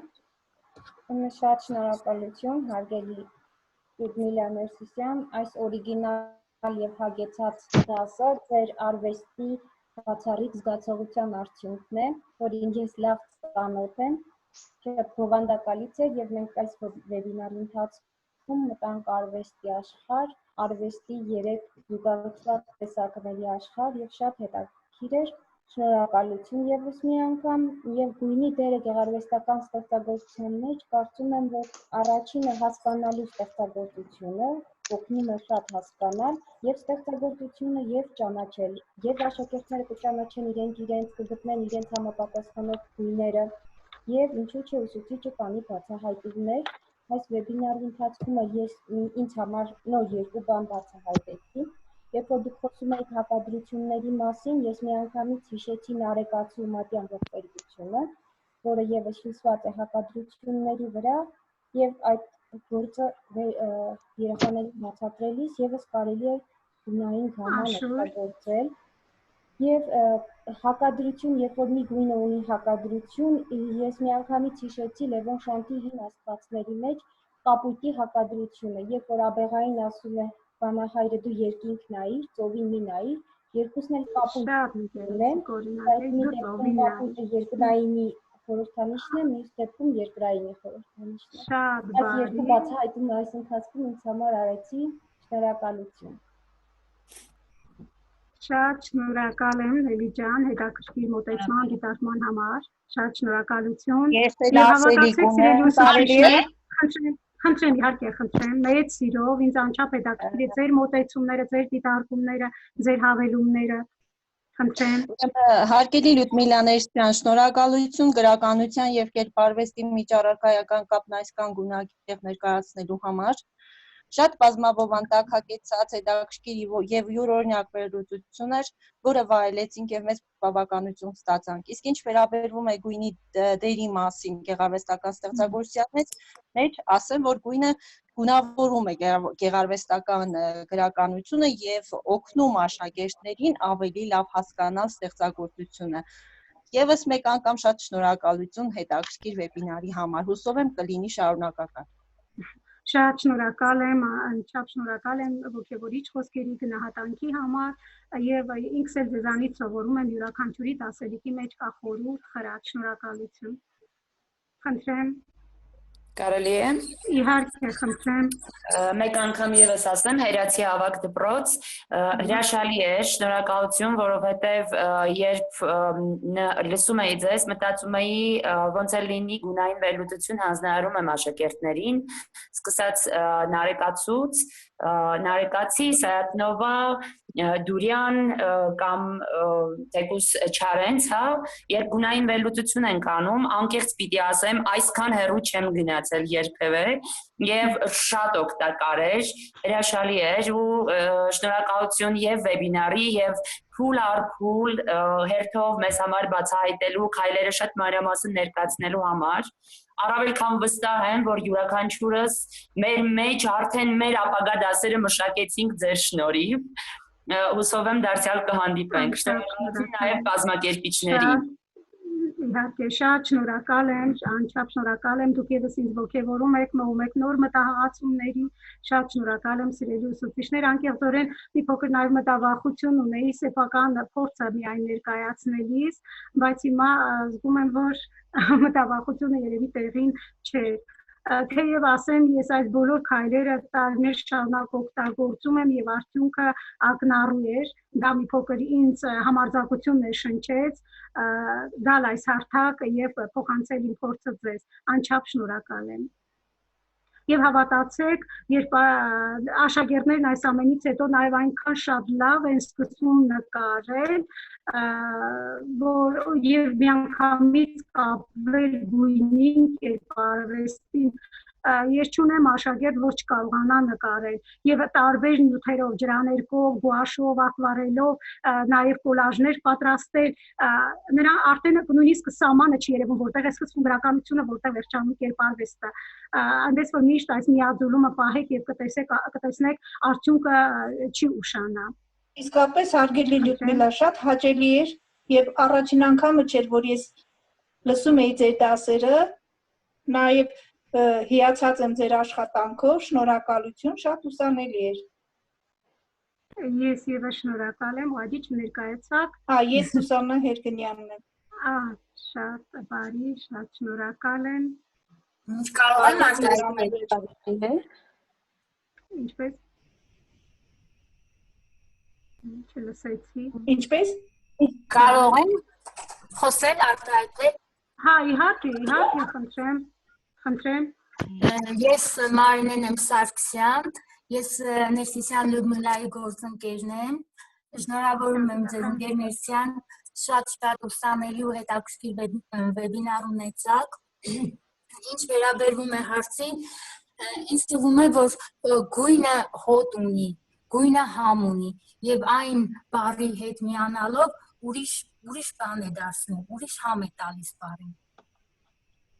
Այսքանը։ Իհարկե, համամիտ եմ, շնորհակալ եմ, խնդրեմ, ես եմ շնորհակալ։ Բարև ձեզ, ես Անահիտ եմ, աշխատում եմ Երևանի համար 102 հիմնական դպրոցում։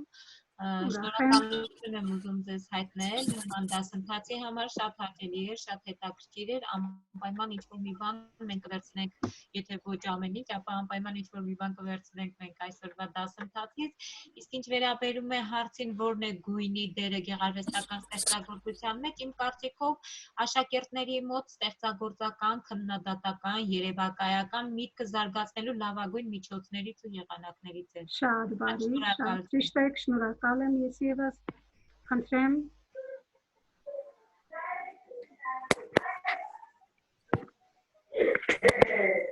Վետլանը խոսել։ Ինչպես։ Դուք ուզում եք խոսել, ասելիք ունեք։ Չէ, ընջատեց, լավ։ Տիկին Լյուդմիլա, դուք ավարտեցիք ես արդեն ավարտում եմ, փորձեմ ընդհանրացնել, սիրելի Լիլիթ, գույնի դերը մի քանի կետերով փորձել եմ ընդհանրացնել, սիրելի ուսուցիչներ, գույնի դերերը, գույնի գործածությունը վերացական գաղափարները կոնկրետացնելու նպատակ է հետապնդում։ Այնուհետև գույնը հերոսների հոգեվիճակների արտահայտման միջոց է, ինչպես նկատեցիք։ Հունանունները մասնակցում են գեղարվեստական խոսքի ձևավորմանը, դառնալով գրողի մտածողությունը, յուրօրինակությունը համակարգող նախահիմք։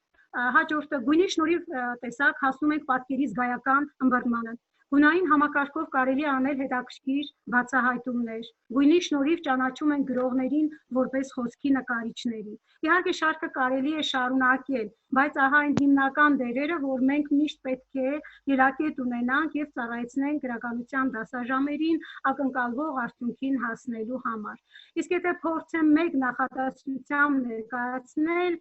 ապա Լև Օզերովի խոսքերով գույնը կրկնում է հեղինակի ներքին վարմունքը։ Ահա ձեզ եւս սիրով նվիրում եմ այս դաշտային ծաղիկները, սիրելի ուսուցիչներ, սիրելի մասնակիցներ, ձեր ոգևորիչ, շնորհակալական խոսքերի համար։ Ջրաներկով նկարված այս դաշտային ծաղիկները, որոնք այնքան շատ սիրում եմ, անչափ շնորհակալ եմ մասնակցության համար եւ մեկ անգամ եւս Լիլիթ Մկրտչյանին խորի շնորհակալությունը հարթակը տրամադրելու համար։ Շնորհակալություն։ Տիկին Լյուդմիլա, շնորհակալություն ձեզ մեր վերջի 2 ժամերը գույնով լցնելու համար, բազմազան գույներով լցնելու համար։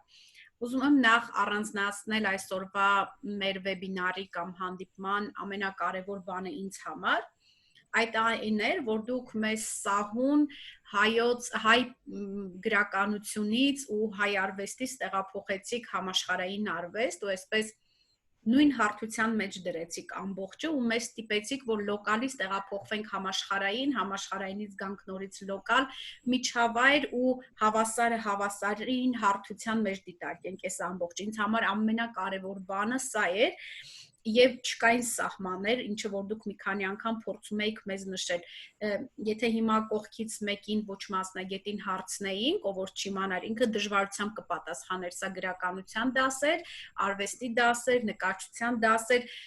այս այնա, ինչ մեզ պետք է մոտ ապագայում մեր սաներին մտածել սովորեցնելու համար, հա, այսինքն մենք պիտի ստիպենք, որ իրենք մտնեն մանրուքների մեջ, որ այս ամբողջի մեջ գույներ տեսնեն ու կարողանան գնահատել եւ այդպես։ Այնպես որ շնորհակալություն շատ հետաքրքիր ժամերի ու րոպեների համար։ Կարծում եմ յուրաքանչյուրը վայելեց եւ երկրորդ բանը, որ ունենամ ասել, այդ այն էր, որ ես այս մեր վերջի սեմինարները ուղղակի վայելում եմ, չնայած որ տեխնիկապես խնդիրներ ենք ունենում, չգիտեմ ինչ, բայց համառորեն բոլոր խնդիրները լուծում ենք ու կարծես թե ստեղծվել է մի միջավայր, որտեղ երկխոսություն է տեղի ունենում, որտեղ յուրաքանչյուրը իր փորձն է ներկայացնում, լսում է ընկերոջը, այստեղ ճիշտի, սխալի կամ չգիտեմ ինչի միջավայր չի, այլ ուղղակի միմյանց հետ երկխոսության, այսպես հարթակում ենք հանդիպում ու մտածում ենք թե ինչ պիտի անենք, որ ավելի լավ լինի։ Շնորհակալություն ձեզ։ Եթե Անչափ շնորհակալ եմ Լիլիթ ջան։ Ձեր կրկին ոգևորիչ խոսքերի համար իսկապես անչափ շնորհակալ եմ եւ հիմա կարող եմ ասել, որ մտավախությունս իսկապես հոդս ցնդեց։ Անչափ շնորհակալ եմ ձեր հենց պայծառ գոյությամբ եւ պայմանավորված նաեւ իմ համարձակությունը ներկայացնել սեփական փորձը։ Կարևոր է գիտեք մեզ համար, երևի մեր գործընկերները նկատել են, որ մենք մի քանի այդպես որդեգրել ենք մի քանի ուղղություններ, բերում ենք միջազգային փորձը, բայց շատ կարևոր է միջազգային փորձը տեղայնացնել մեր առանձնահատկությունները հաշվի առնելով, երբեք ոչ մի բան չենք խրախուսում ու մենք ինքներս էլ չենք անում, այսինքն ցանկացած բան վերցնում ենք, մի հատ մեր միջով անցկացնում ենք, մի հատ կիրառում ենք, հետո նոր մեր գործընկերներին փորձում ենք ներկայացնել, հաջորդ ուղղությունը այդ այն է, որ մեր գործընկերներ իրենց փորձն են ներկայացնում, որտեղ այդ եւս շատ կարեւոր է, թեորիաներ, տեսություններ, անverջ մենք կարող ենք ներկայացնել, բայց այդ ամբողջի որ հատվածն են կիրառելիության դաշտ տարել,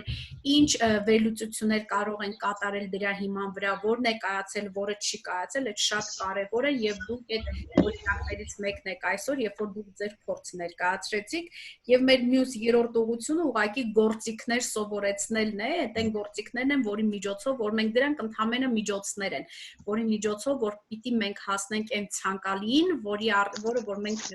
նպատակ ենք դրել։ Շատ բարի Լիլիթ ջան, կուզեմ միայն հավելել, որ մեթոդների մասին խոսելիս հիշեցի, կուզեի ներկայացնել, որ շատ հաճախ երբ մեթոդ եմ հղանում, ես աշակերտների հետ կիսվում եմ այդ մտահղացմամբ եւ մենք միասին ենք մեթոդը զարգացնում եւ նրանք օգնում են այդ մեթոդը կատարելագործել, նույնիսկ մի մեթոդի տարբեր տարբերակներ են ունենում եւ դա անչափ հետաքրքիր եւ գունագեղ է իսկապես դարձնում ցանկացած դասապրոցես նրանց ներգրավել նույնիսկ մեթոդների ստեղծման գործում այդպիսի մի շատ մեթոդներ ունենք իրականում դա միայն գովելի է որտեղ աշակերտներին մենք պիտի դիտարկենք որպես մեր գործընկերներ եւ այդ ամբողջ ճանապարհը մենք միասին պիտի անցնենք այո եւ օգտագործենք նրանց վառ երևակայությունը շատ շնորհակալ Քրիստինե դուք ձեռքեք բարձրացրեք այո եւ վաղուց եմ սպասում շնորհակալություն Լիլիթ նախ նրա համար որ հնարավորություն եք ընձեռել Տիկին Լյուդմիլային այսօր մեզ այսպես հաճույք պատճառելու իրապես մենք ոչ թե լսեցինք, սովորեցինք, այլ իրականում վայելեցինք։ Եվ ուզում եմ ասել, որ սա ուսուցչի ստեղծագործական մտքի ծիածան էր։ Շնորհակալություն։ Շնորհակալ եմ գունագեղ գնահատանքի համար։ Շնորհակալ եմ Աստղիկ եւ Քրիստինե, հա Քրիստինեն արդեն խոսեց եւ Աստղիկը էլի ձեռք ունենք։ Այսօր այնքան ներդաշնակ թմբիրի մեջ է ընկել այս գույների ու գեղարվեստական ստեղծագործությունների հետ կապված, որ չէի կարող չխոսել։ Հա, ասեցի վայելեմ, բայց մեծ շնորհակալություն ձեզ հարգելի Լյուդմիլա եւ նաեւ Էդո Արմենիային իհարկե, որովհետեւ առանց իրենց այս ամենը մենք չենք կարողանա վայելել։ Շատ շնորհակալություն եւ Լիլիթ ջան, ուզում եմ մի բան էլ ավելացնեմ, այն որ ասում եք, ձեր ուզած այդ մշակույթը արդեն ոնց որ իրոք ձևավորվում է։ Շատ շնորհակալություն շատ։ Անչափ շնորհակալ եմ ես նույնպես այսքան րոպեներ տրամադրելու եւ մասնակցելու համար անչափ շնորհակալ եմ եւ ստացված։ Դե շնորհակալություն Վարդուհի ձեռք ունենք, հա, եւս մեկ ձեռք։ Բարի ձեզ։ Անկեղծ ասած շատ շնորհակալ եմ սեմինարի համար, այնքան բան տվեցին սեմինարը եւ ակամայից ուզեցի, որ իմ բալիկը նույնպես լինի ձեր սանը, Տիկին Լյուդմիլա։ Շատ շնորհակալ եմ։ Շատ ուրախ եմ, շատ շնորհակալ եմ։ Ես ուզում եմ ասել, որ մենք Տիկին Լյուդմիլա երևի հասցնում եք նաեւ կարդալ, որ բազմաթիվ շնորհակալություններ ունենք նաեւ չաթի հատվածում գրված, բավականին լիքը լավ խոսքեր են մեզ հղել ու ուղղել։ Եվ ես ինքս եւս հերթական անգամ ուզում եմ շնորհակալություն հայտնել ձեզանից յուրաքանչյուրին ձեր մասնակցության համար, Տիկին Լյուդմիլային առանձնահատուկ պատրաստվելու, իր փորձը, գաղափարները մեզ ներկայացնելու համար եւ առհասարակ լինելույթյան համար։ Դե ինչ կարծում եմ կհանդիպենք հաջորդիվ